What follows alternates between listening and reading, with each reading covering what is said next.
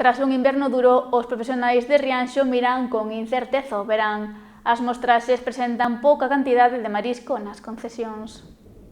O comezo do 2023 estivo marcado por grandes choivas que afectaron o marisqueo en Rianxo.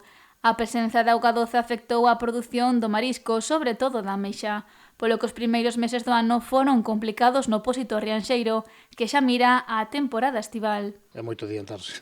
Hasta que vai a flota inteira non sabremos, suele pasar, suele aparecer manchas, ou mellor algunhas manchas grandes, ou unha playa que medra moito máis rápido que outra. Esperemos que sea bo polo ben dos mariñeiros, porque ao final nós canto máis ganen eles, máis gana a cofradía.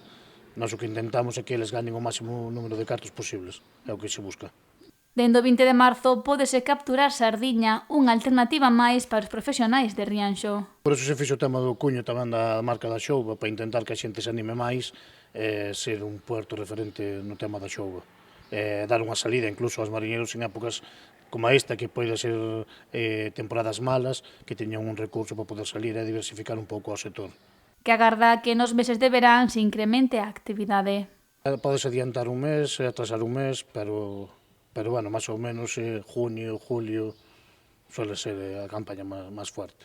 No que vai de ano, na lonxa de Rianxo comercializáronse 112 toneladas de peixe e marisco polas 150 toneladas rexistradas no 2022.